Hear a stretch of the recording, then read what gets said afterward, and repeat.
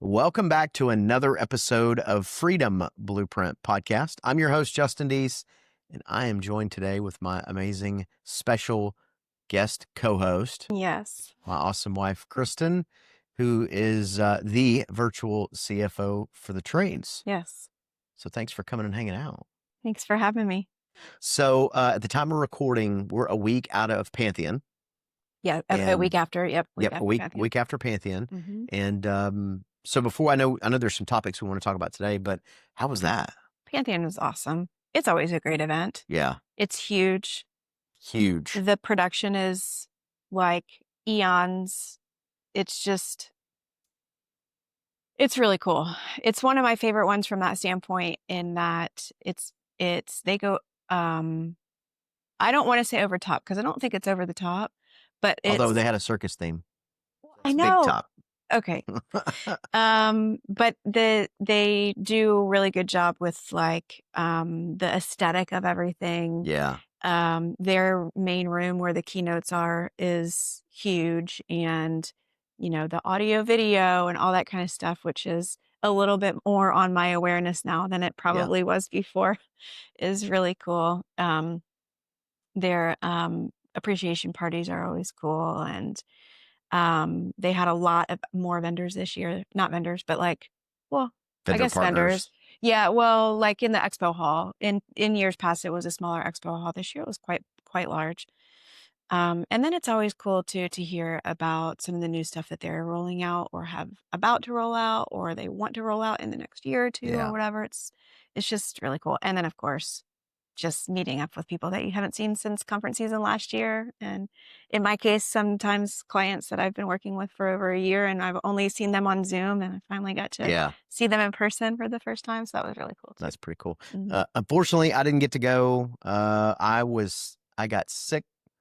Like we came out of vacation and I got sick towards the end of the vacation, which is always awesome. Which we're not talking sick, like the sniffles. Yeah. No, I was in the hospital for 5 days. And then they finally released me. Well, they didn't have a choice. No, I think you released yourself. I'm getting my shit and leaving. So whatever y'all need to do, figure it out. Yeah. But they did tell me that I don't need to fly until my whatever time. And so now hopefully all that is going to be past me for now. Yeah. And because we have a lot of shows coming up. We have a lot of cool events coming up, and we have a lot of really cool on-site stuff we're going to be doing with clients that I'm so excited about. So hopefully. So yeah, you got to get it together. Get it together. Get it together so we can do this. But no, it's always cool. And Pantheon they just do such an amazing event. And I think it goes to show, I know a lot of times when people talk about Pantheon, they want to immediately talk about pricing, right? And which is interesting because we're in an industry where we know we're not supposed to be the cheapest guy. Yeah, but yet people look true. at Service Titan and they're like, oh, it's so expensive. And the truth is, it's a premium product. Yeah, for sure. And the price reflects it, the same as every business owner listening to this. You should be providing a premium product in order to charge a premium price. Right. I think it's unethical to charge a premium price and give half-ass service. Yeah. And there's people that do it. For sure. There's definitely people that do it. So for sure. But I am looking forward because we've got quite a few coming up. I'm not even sure when this is going to come out, but we've got, Residio coming up. We got Wealthy Plumber coming up. Yep. Vertical Track, which is a garage door freedom event, which we're both going to. This is going to be your first garage door. This will be the first one, which is cool. I don't know. I kind of like the garage door industry I don't know. They're pretty cool people. Yeah. Residio. Yep. Service World. Residio, Service World. We Mean Business. We Mean Business. That's going to be, I'm looking forward to all of them because they're all so much fun. But I will say with We Mean Business, what I'm the most excited about with that is it's really this concept of contractor led and a lot of spouses. Yeah. And there's just so many in the industry. And we know that. I mean, that's like when we wrote the book, that's why we ended up writing the book about, when your business partner is your spouse, because there was so many people that are married and sometimes it's not even marriage. Sometimes it's siblings, sometimes it's best friends, sometimes it's whatever. So that's going to be a really cool culmination of intentionally having a room together of couples or partners that have a close relationship. Maybe. I mean, I think Yeah. I think anytime you have a partnership, it's going to be a close relationship, Absolutely. especially because there's finances involved. Right. I was talking to somebody a while ago, and he was contemplating on whether or not to bring on a partner to help bring capital into the company. And I was like, well, I mean, do you want a partner? And he's like, I mean, I don't know. And I said, do you like the person enough to marry them? And he was like, no. And I was like, then you don't need to be partner with them. Yeah, that's a fact. That's a pretty good litmus. Do you want to spend forever? Right. Because, all of those things in business, they bring up a lot. I mean, it can be stressful. So, Yeah. whatever. But no, that's going to be a fun one for sure. Yeah. And Stephanie and David, they have a good time. Mm-hmm. So we've spent quite a bit of personal time with them out riding side by sides and getting Mm-hmm. muddy. And, there's just a different level of getting to know someone when you're, Out in the woods, waist deep in mud and you're trying to figure out how to get unstuck. Right. So I'm really excited because I think they're going to put on a world-class present. And it's not going to be big. It's going to be an intimate. But anyways, I'm looking forward to that. I like the smaller events because like Pantheon is great, but we're talking thousands of people are there. There was a handful of people there that I caught a glimpse of on like the first evening walking through the expo hall. And I was like, oh, like Angie Snow. Oh, Angie's here. Mental check. You're like, oh, Angie's here. I want to catch her. And I never saw her again the whole time. I'm like, dang, that happened a couple of times with a couple of different people. But when you have the smaller events, you have the opportunity to really be able to connect with pretty much everybody there and learn something from everybody there. And so it's pretty cool. So knowing that it is trade show, I don't like the word trade show, but that it's event season. Yeah. I encourage every business owner. I know at times it can be a big investment. Attend these events, man. I'm telling you that what you will get out of them will far exceed, like you should get a huge ROI. Now, the caveat of that is to make sure that you implement something. Yeah. Just one thing. If you go to these events, you pick up one thing, you implement one thing, it's gonna be an ROI. Right. But that is on you. It is. In order to do that. The implementation is huge. I had a conversation about that specific thing with somebody just this week. They were asking me if I thought that they should invest the money into going to a particular event. Mm-hmm. And I said, well, it depends on what you plan to do with the information. Yeah. If you have the bandwidth and you plan to implement some of the things that you're learning at the event, then yes, 100%, you'll get an ROI probably instantly. Right. But if you're going to come home and you're not going to do anything with the information that you learn, then one could argue, is it worth it? Yeah. It's the challenge of running a business is you have to invest. And I would argue that some of the best investments you'll ever make in your business are networking events. Mm-hmm. And I know people are like, I don't want to hang out at the bar all night. Trust me, I'm not either. And that's not what I mean when I say networking, but it's pretty amazing what happens when you're walking through this journey and you're in a networking environment. It's easy to meet up with somebody that could be 10 steps ahead of you. They could be one step ahead of you. They could be 10 steps behind you. Mm-hmm. And there's always information that you can share together. And one of the coolest things about the industry that we're in is I think that people realize that there's not a lot of proprietary stuff and willing to share. There's no big secrets. You know what I mean? There is one silver bullet. And I told people, because they go, what's the secret ingredient? What's the magic sauce? What's the one thing? It's implementation. Yeah. So there it is. There's a secret. Cat's out of the bag. It's out of the bag. Everybody knows it now. It's implementation. And when you're a business owner and you're grinding out day to day and you're in the weeds and the thick of it, doing it, I get it. It's hard to do the implementation part of it, but you got to be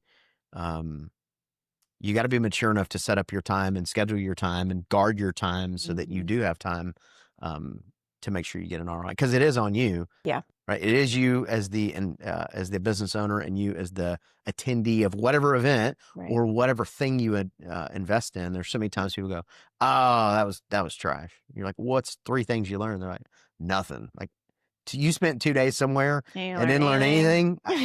There's a common denominator here, and it's probably not the event. So yeah, for sure. Anyways, but it's cool. Like, as we were starting our journey and we were getting into this, we would go to these events and kind of divide and conquer, right? And we talk a lot about lanes, and we don't just say it, like that's really what we do. Mhm. And we go and we'll go to an event and we look at what's going on. We're like, cool, you go here. I'm going to go Because here. I know you wanna go to all the ones about numbers. Yeah. If it says the word spreadsheet, I'm like out.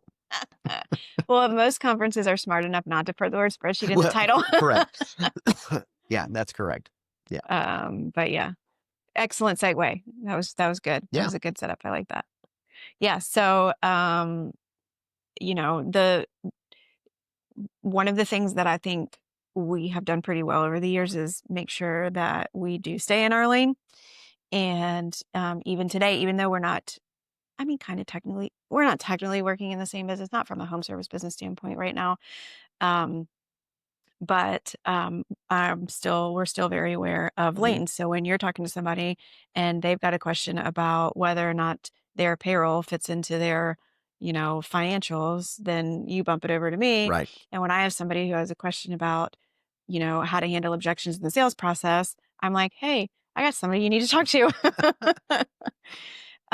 So I did want to talk today a little bit about the sales process, partially because I'm curious about it. I feel like I should know more about it by now, but I also didn't put a whole lot of time into what wasn't my lane. And so I just kind of wanted, really, I wanted to talk to you about how you do sales training, Hmm. about how you sell, because you have spent time selling in our businesses Oh, yeah. over the years. A lot of times that was, One of my favorite things to do. it is one of your favorite things to do, and that's part of what makes you good at it. Is you're good at it, so it's fun, and Right. it's fun, so you're good at it. It's like hand in hand, right? Yeah. Um, so so I was talking to a client the other day who is, they are kind of changing their business model a little bit in the fact that they were selling before, but it was different. And now they're really trying to learn and adopt a lot of what we call like your standard selling process, I guess, for home Okay. services, right? The bigger ticket type stuff, not the services necessarily, but like the bigger ticket, like in HVAC selling the unit or in garage doors selling the door.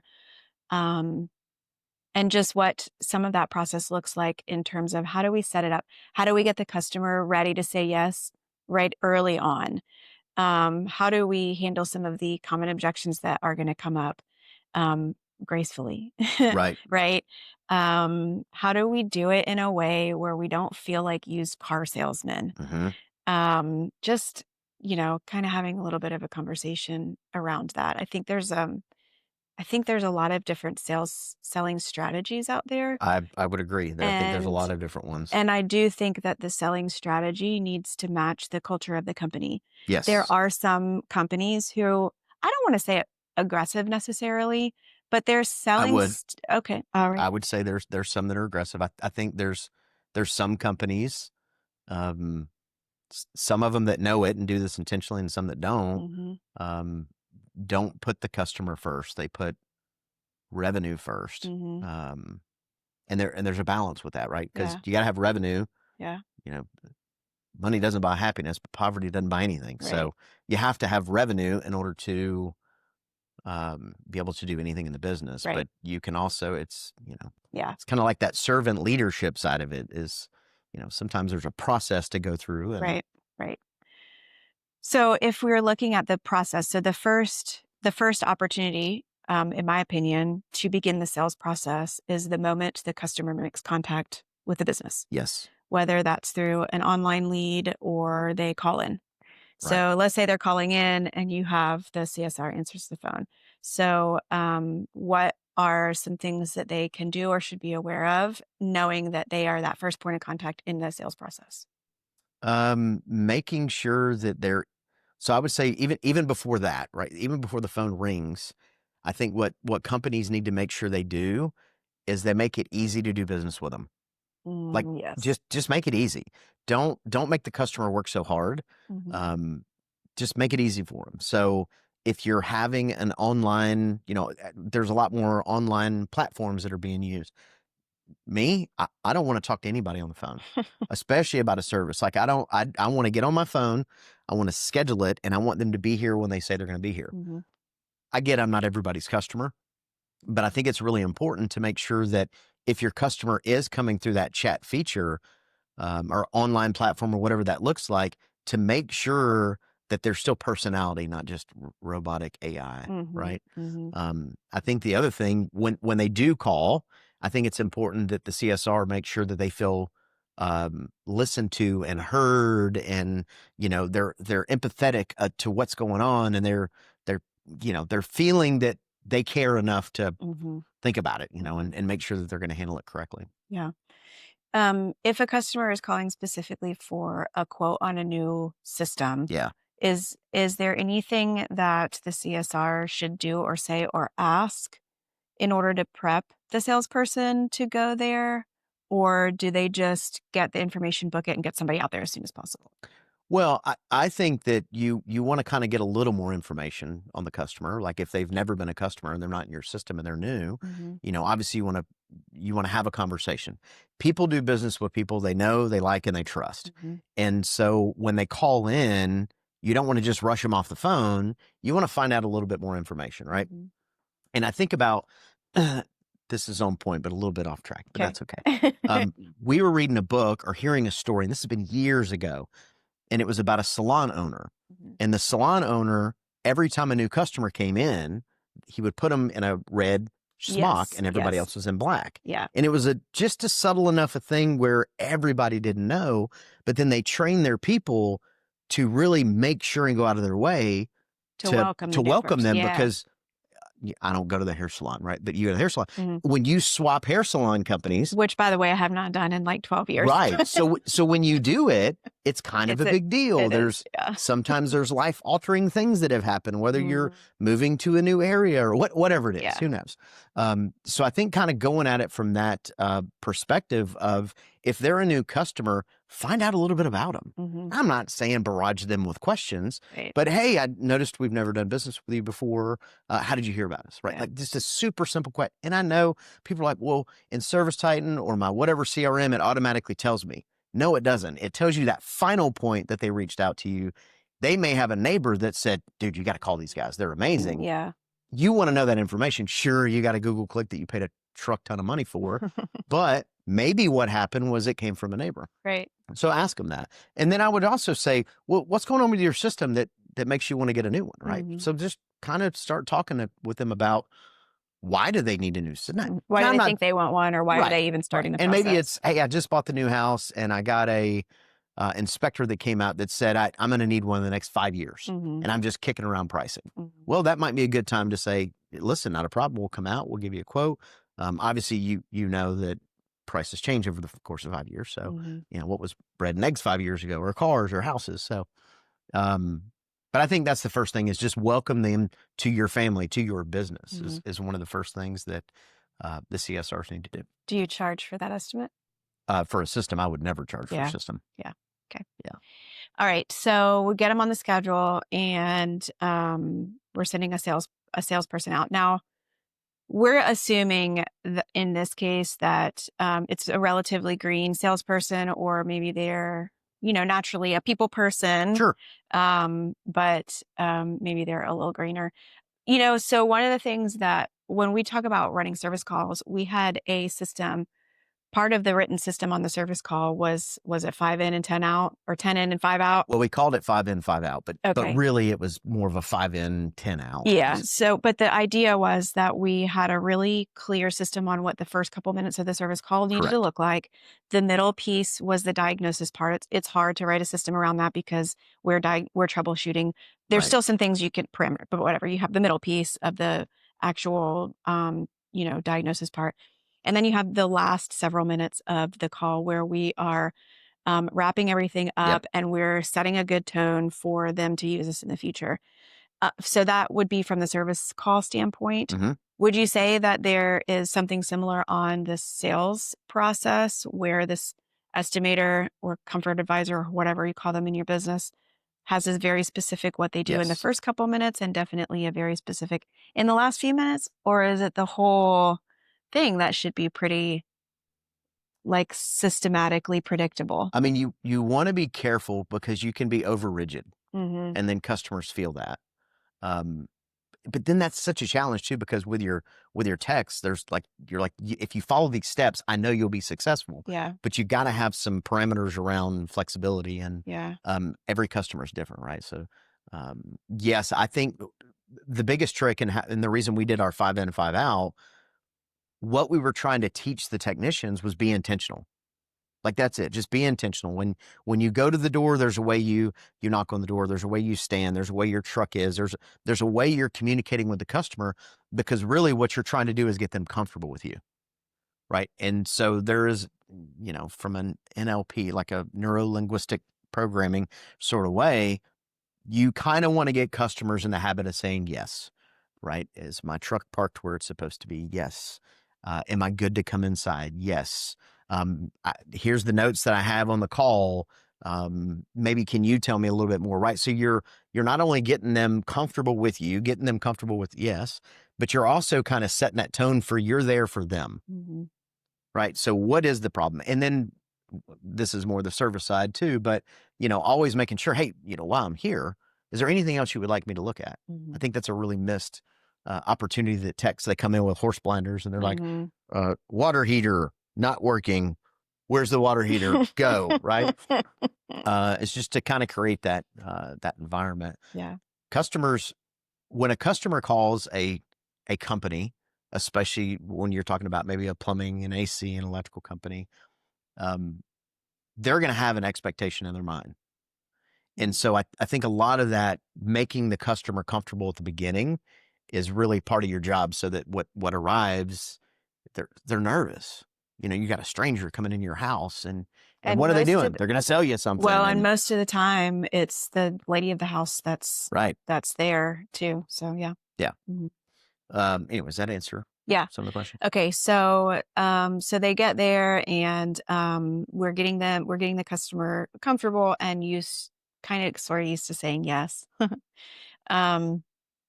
And then you go through and you do your quote, and you provide your options. You have your options, right?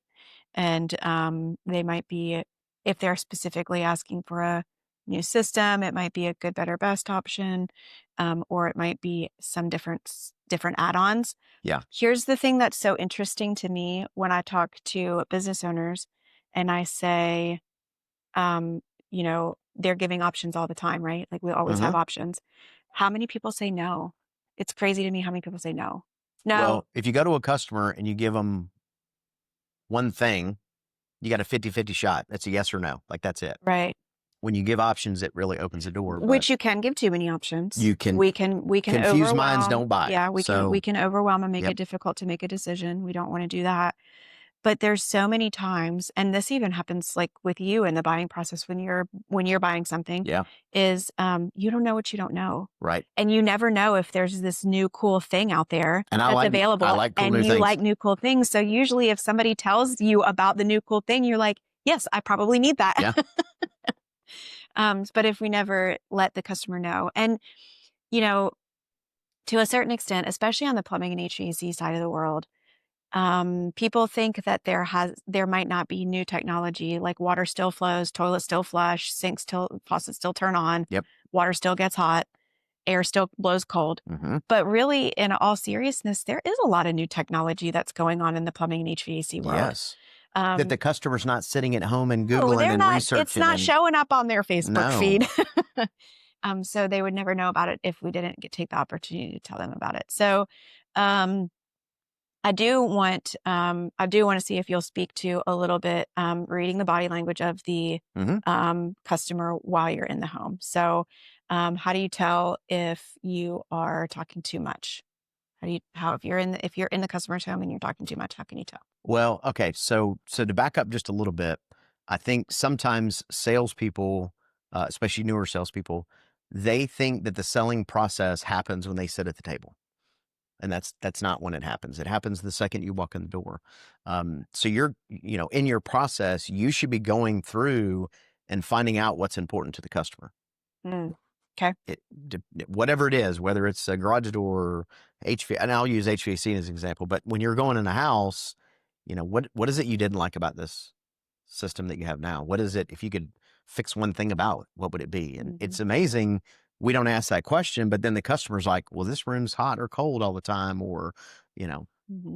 So I think it starts by getting the information from the customer as you're doing the sales call, because really people can't argue with their own information.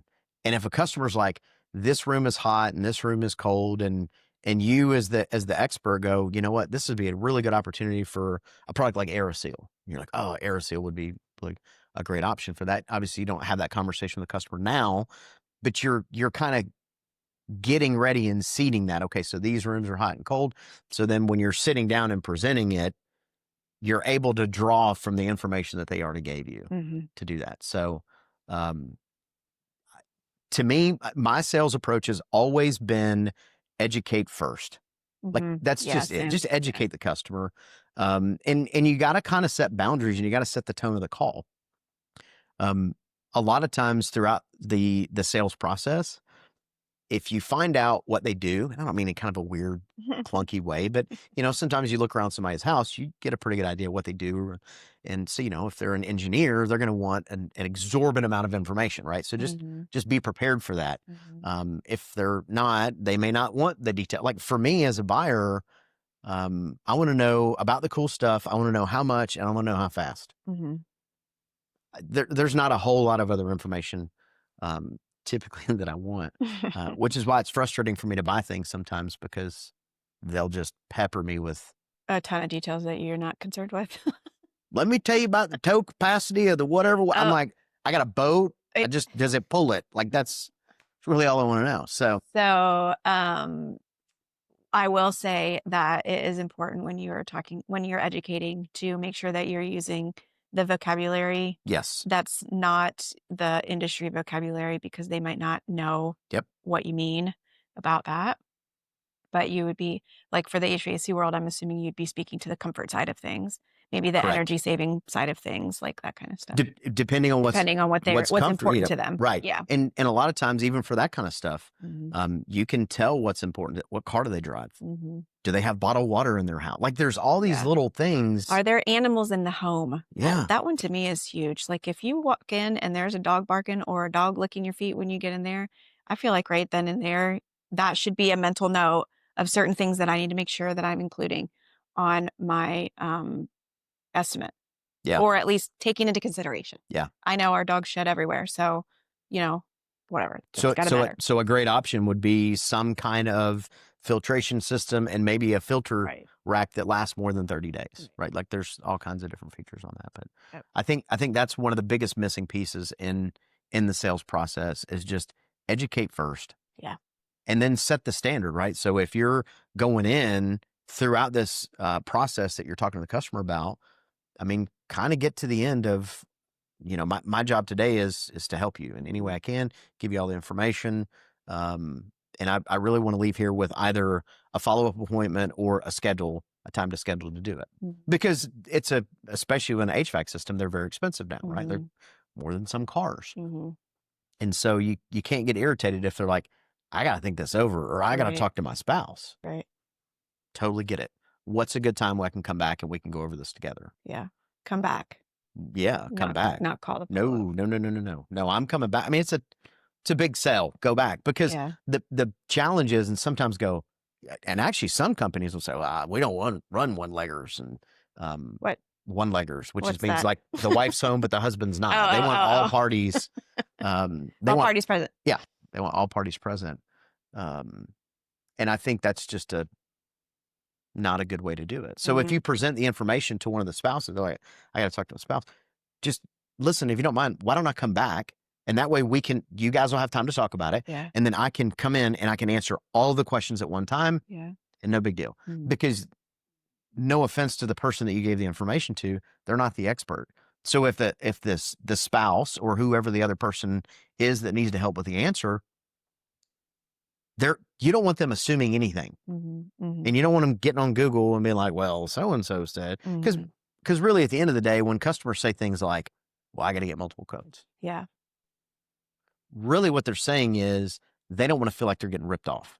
Okay. That's I mean, it's not about getting 3 bids. It's not. All right. So how do you handle the objection when they said, well, I'm getting a couple quotes and I got another company coming out here on Tuesday to give me a quote. Totally get it. I understand this is a huge purchase. And it's a big investment in your house. I mean, quite frankly, if we're talking HVAC, that's the largest piece of mechanical equipment in the home. So why don't I do this? They're going to come out Tuesday. Would it make sense for me to come out Tuesday afternoon? Let's compare all of them together. Like, we'll lay them all out. And honestly, I may not be the best price, but is price the most important thing to you? And it's crazy when you ask a customer, is price the most important? Their automatic reaction typically is, well, yeah. Okay. So warranty's not important. Standing behind the product's not important. And then they're like, well, no, I want reliability. I want it to last a long time, right? You're spending all this money. You want it to last. I want it to be put in, right? Right. And especially in the HVAC world, if it's not put in correctly, you can have some major issues and it can fail way faster than life expectancy. So, no, I would go back to the home. It's great. Listen, get your quotes. Why don't I come back Tuesday? We'll go over all of them together, because there is always a difference, and an HVAC system isn't an HVAC system. Yeah, and for sure. If they're pulling one off a boat in China and slapping it in, and they're not doing certain things, you're not trying to say to the customer, hey, buy my, I'm the greatest ever and only buy for me. But if you sit down with the customer, you go, look, if we decide that we're not the best fit, that's okay. But let me educate you. This is what I do. This is what I love to do. Let's just go over it together. So I want to highlight that you said if we decide. Correct. Not if you decide. Correct. So it feels like the decision is made together. Right. Right. Yeah. Well, because look, let's say you're sitting down and you're looking over 2 bids. Right. And they're the exact same bids, which rarely are they ever the exact same bids, but it's the same product, same serial number kind of thing. And it's all the same thing. You're looking at it. This guy's $5,000 less than what you are. You have to explain that to a customer, right? And you have to let them know, like, okay, well, I've never heard of this company. Let's check out their reviews. Oh, they've been in business for 6 months. That is great. Love startups. But for 6 months, do you think that's going to be the best fit, and their longevity is going to be here 15 years from now to take care of the system? Because it has to be maintained on an annual basis. It says so in the book. So, again, I think it's just being an educator and not always just going sell. I mean, there's so many times you'll talk to a customer and you're like, this is not ever going to happen. We're not going to sell this thing. Yeah. But just put that away and just go, you know what? I'm going to help. I'm going to educate. Yeah. It will never waste time. Even if they go, look, budgetary, I have to spend, I have to go with them. I totally get it. Yeah. I understand. But you have all my information. Yeah. So if ever in the future I can be of any service to you, please don't hesitate to call. Yeah. And you would be surprised. They'll call. They're like, my system's not working. You mean the one they put in 3 weeks ago? Now they won't call you back? Weird. Who saw that coming? But you can't tell a customer that, right? Right? You can't tell a customer, like, the guy's working out of the back of a pickup truck in his mom's basement. Like, yeah. Okay, what about offering financing? Do you offer financing on every job? Yeah. I mean, okay. Yeah. Yes, basically. There's certain dollar thresholds that you want to work on, but if you're selling for like on the install, 100%, yeah, 100%, because they're as expensive as cars.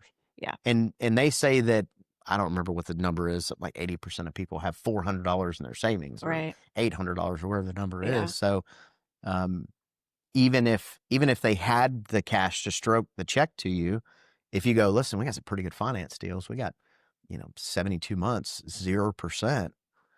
Even if I have the cash to pay for it, right? I'm still. Whose money would you rather use? Would you want to borrow free money, or you want to use your money? Well, it's. But I would never not offer financing on a job. And I would lead with the financing, because as you're showing the comparison, especially when you're doing like a good, better, best, right? And let's say your best is variable speed, whatever. Let's say it's $25,000, and your lower one is 12.5, right? That's a huge jump cash wise, but if it's over 72 months, it just makes it seem like a little. So when you say you lead with financing, do you mean like you present the pricing from the monthly, like what it costs a month standpoint? Yeah. Okay. Yeah. Yeah. Like this one's going to be, $278, and this one's going to be okay, $178. So we were at Rooms to Go a couple of years ago, and we were purchasing furniture for one of the rental properties. I think it was the beach house or something. Oh, yeah. Okay, we went in there. We knew we had to buy multiple rooms of furniture. And so, thank you. So, they also, we know that Rooms to Go, they offer like 150 months interest free or something like that. Yeah, it's right? awesome. And so, anytime that we do that, we always take advantage of it because of course. it's, We'll borrow their money for free. So they go in and they run your credit or whatever, and they say, all right, you're qualified for $15,000. Mm-hmm. And then this particular time, we went in there, we did the credit thing, all of that, and they said, okay, this is how much you're approved for. And then we were like, all right, cool. And we started going around with our salesperson around the showroom floor, picking out the things for the different rooms. And so what she would do is she would add them on her little tablet and be like, ooh, I want that, and I like that, and I think I want this, and whatever. And she'd add it up, and she'd be like, okay, you still have, $150 a month left to spend in your whatever. She was basically doing her best to try to max our limit because she knew that was she's paid commission. Right. Yeah. And that we still had room in our credit. So it wasn't about, we actually tried to recruit her. We tried to recruit her. She was awesome. She didn't want to come to the HVAC industry. She's She was doing really good in furniture, but I'm but in it was air conditioning all day. She wasn't pushy. Nope. She was pleasant to work with. She was asking questions about things that were important to us or that we liked or didn't like or whatever. It was just a really cool experience. But she was most definitely using that credit line as a way to just try to push that average ticket up a little bit. Respectfully, I was like, all right, let's max it out. I can see what's happening here, and I appreciate it. Yeah. So I don't do it that way. I don't know that I would necessarily do it that way, but there are companies that do. No, there is. Yeah. But I do think as a tool, you do need to know, right? So if you run their credit and they've got $30,000, I'm not saying that you want to wear them out and make sure you hit that $30,000, but as you're building a system, especially as you're talking about financing, you're like, listen, we have this incredible air scrubber product and dehumidification product and da-da-da-da-da. It's only going to add like $9 a month. Right. Or AeroSeal or whatever. Right. Like there's all kinds of different things. Or we got some duct repair options that we can do, and it's only going to add $4 a month to it. Do you want to just add that on to it? And, right. That's just a smaller chunk to take. To me, I always try to stay away from the big numbers because people you're not thinking about it, right? Like people are like, well, last time I got my HVAC system put in, it was $5,000. Like, well, how long ago was that? 15 years ago. Yeah. Great. How much was eggs 15 years ago? Right. Right. Like, but no, I think finance is such a powerful tool, and they're going to finance it anyways, right? Rarely is somebody going to pull out of their cash out of their bank to hand you. Yeah, they're going to go with a credit card, which has got trash, probably interest rates, or so they're going to finance it anyways. And I think it's uncomfortable for technicians sometimes because they're like, oh, what if they don't get approved or whatever. But let them fill it out. Well, and one of the things that I I heard at Pantheon specifically was about how it is important to offer financing on each call because sometimes a customer might be too embarrassed to ask about financing. Correct. That is a very correct. So if we just go ahead and put it out there on the table that it's an option right off the bat, then we are removing that like feeling like I'm not managing my money properly if I have to ask for financing for it, So I thought that was an interesting mindset thought about it. Yeah. Yeah. Those loans are always better interest rate than credit cards. Yeah. Always. Yeah. And there are dealers out there now that don't charge the there's a couple. There's a few of them out there that just one of them. I was talking to somebody about one of them. I can't remember the name of it, but it's treated more like a personal loan than than like a home improvement loan, and so they don't charge the business owner for it, which is kind of cool because sometimes those fees can get a little crazy. They can get crazy, and I think sometimes business owners have too many options for financing too. Like 2 at the max. Yeah. Have your first look, have your second look, because again, you're going to confuse your techs, and you don't want to confuse the techs. You want to make them feel good about it. But if you're financing, like if you go into it and like there's some that are like, okay, anything above $650 will approve up to X amount of dollars. Okay, great. You can kind of have that conversation with the customer at the beginning. Say, listen, we got a couple of different finance options. one is better suited for people that have a 650 score or above, and some are are going to be less than a 650 score. I don't know which one you want to go with. Maybe they know their credit score, maybe they don't.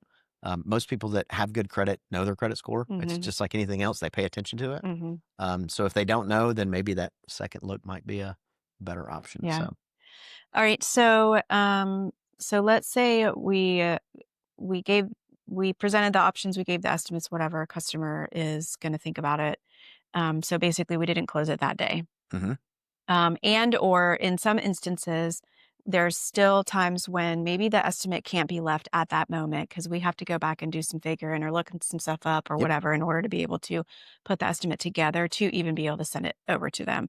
But we've spent some time in the home and we've already, to a certain extent, like put the options out there and talked about them and educated about them so that when they see them, it's not the first time that they're seeing all these things, right. when they get the copy of the estimates. So, when those are sent out, I would say that it needs to be paired with at least a phone call if we're not able to get somebody out there to redeliver them. Sometimes we don't have the manpower necessarily to make that ideal situation happen. I think it depends on the dollar amount. But if you're too busy to make a sale, then you probably need to hire some more people or something. You need some kind of restructuring because, sales starts the flywheel. Yeah. So, in that scenario where you have to come back, you go, great, I've got all this information. Listen, I got some homework I got to do. There's some things I got to work on. I got to call the manufacturer and it's already 6:00 tonight. So it may be tomorrow. That would be a really good time to say, listen, maybe you and your spouse, I can meet you guys here and we can go over all of it together at that one time. I think customers are way more likely to have that than, both parties at the house, but both decision makers. Yeah. We had a floor company that did that to us one time. Yeah. Pissed me off It so did. bad. We didn't do business with them because I'm like, no, pound sand, buddy. My wife makes the decisions. You don't need me there. we talk to each other, but I still end up making the decisions usually. Right. Like, I don't know. So, okay. So, sales follow up. I will say that in our industry, even though it is most ideal to go there, yes, most of the people in our industry follow up through phone calls, correct, and emails and texts. Right. Okay. And so a lot of times what I see happening is they might have a selling technician leave the estimates, and then the selling technician might have, may or may not follow up with it. But then a lot of times it gets bumped to like a CSR to start doing follow-ups with the customer. And we know definitely, first of all, the CSR has not been out there, so they don't know anything about the situation. But maybe the technician, for whatever reason, doesn't want to or chooses not to follow up. Which the worst thing that you can do is spend all the time to go out there and make the estimates and do all the things and then not follow up. And it happens so often. Oh my gosh. So often. So in some way we have to be following up. So we have a CSR now who is doing follow-ups because they get a little bit of a spiff if it sells. All right. So if I'm a CSR, I've not been there before. I know the customer has the quotes and they've had a day or two to think about it.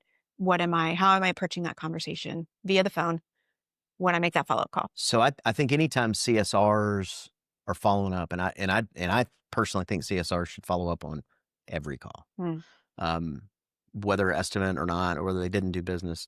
I think the best way to approach it is as if you were to approach a happy call. Okay. Hey, just wanted to check in. I saw Jimmy was out there and he left some estimates for you. How was Jimmy? How'd he do? Right? Just have that conversation, because it's really wild how many times you'll hear from customers like, wow, you guys followed up. Like 5 other companies came out here and left quotes, hadn't heard anything from them. Like, seriously? So I think if I'm a CSR or if I'm having my sit, which we do, I'm going to have them follow it up as if it were a happy call. Because the truth is, if a customer has very technical questions about it, they're going to have to hand it off anyways, which is not a big deal. But if they're doing the happy call and they're like, hey, do you want to go ahead and get that scheduled? I mean, a lot of times customers are like, yeah, let's go ahead and get that scheduled. Great. What day's best for you? Or great, it looks like Tuesday we can come out there. Does that work for you? So I think they can approach it as a happy call, but then turn around and make it a sales call. And then if they have someone who has technical questions, then you say, great, let me get whoever they're going to get involved, and I will make sure they call you back and give them a date by close of business today or tomorrow by noon or whenever it is. And then you need to make sure that happens, because Yeah. then you lose trust with the customer and Right. from not making a stinking phone call. Right. Right. Yeah. Um, I really feel like you flipped this whole I did flip podcast it. around here a little bit. I did flip it. Is there any other main points or key points or anything that is super important in that sales process that we have not touched on yet, regardless of who's involved in the process? I think, again, set the tone. And when you are, be intentional about the entire process, right? Mhm. Be intentional, not rigid, be intentional. Mhm. So when you go in, you know you're going to be getting the answers to the questions while you're going through the process. Mhm. So that way, when you sit down to present whatever the different options are, you're giving them their information. Like you said, this room is cold. So be intentional. And then when you leave that house, do not leave that house without either a no, I'm not doing business with you, or a yes, you can follow up with me on this date and this time, Mhm. even if it's a phone call. And then follow up. And then you have to And follow then up. you have to do the thing. But I think a lot of times people kind of dive bomb quotes, and then they're like, "Peace out, Girl Scout 'em out." Yeah. They like dump and run. Yeah. Yeah. Be intentional. Hey, listen, we're gonna go over these quotes, and obviously, anytime you're giving quotes, start at the top end and work your way down. Mhm.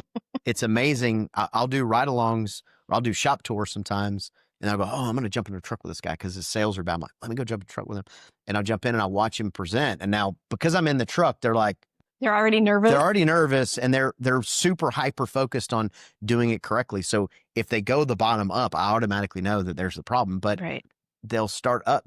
You can't go up. Yeah. It's easy to go down, right? Yeah. And you have to paint the picture for a customer, right? Like, this is going to be an investment. This is going to be expensive. But listen, the first one I'm going to show you. This thing is like the bee's knees. It's going to have everything on it. So don't faint. What if you see the you know what I mean? Just like kind of paint that picture and go, listen, this has got all the bells and whistles, and this has got literally everything you talked about. Mm. And you go through it, and then you go, basically, we can take this and we can create it how you want to. So if you weren't interested in the duct repair for your system, which would be crazy that a customer wouldn't do that, then you take it off. So, and I'll tell you, one of the really neat phrases that we picked up, that I picked up from Joe Crisera, and he's got a great book, and Joe's an amazing guy.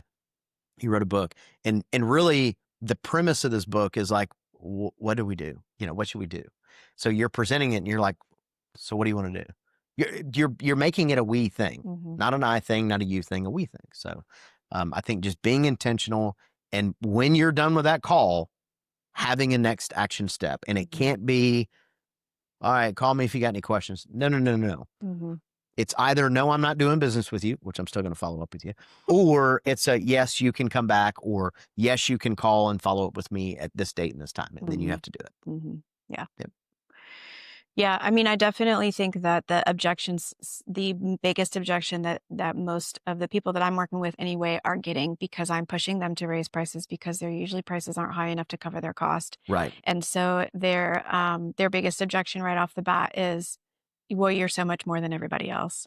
And so, yeah, it might be fun one time on one of these podcasts to do a practice sales call.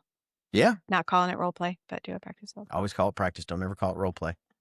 Guys get panicky when you call it role play. Yeah. Practice. I get panicky when we call it role play. Don't call it role play. We're practicing. Feels like you're acting when you're role playing. Yeah. Cool. Awesome. Well, thank you for letting me pepper you with sales questions. Yeah, fantastic. I didn't know that's where we were going with this call, or this episode, but I think it's good, and hopefully it was valuable to everybody. And there's a lot of good tech tips and techniques, and there's a lot of trainers that focus on sales out there.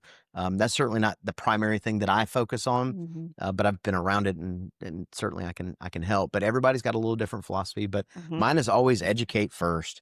Like, I don't ever want to push somebody. I don't ever want a customer to do business with me and then regret it because they thought something that wasn't true. Okay, so here's something that I'm just now realizing that I think is really interesting. generally speaking, you are not a detail-oriented person. Right. Would you agree with that? 1,000%. Okay. And there's a lot of times that little nuances you don't necessarily notice Right. in life. Okay.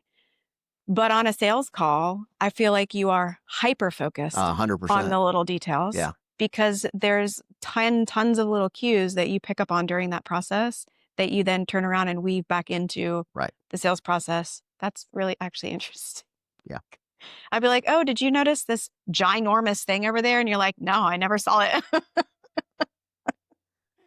Customer will tell you everything. Like they'll tell you everything you need to know about them and how they buy and how they think. If you just pay attention, You just had to listen to what pay they're attention saying. to Yeah. them. And, you know, my grandmother used to say when I was a kid, God gave you 2 ears and 1 mouth. You should listen twice as much as you talk. Yeah. And I think in the sales process, that gets jammed up with guys sometimes. They tend to talk way more than they should be, just listening and paying attention to what's going on around. So yeah. Great. Well, awesome. I hope that was helpful and to everybody. And we will see you on the next On the next episode. one.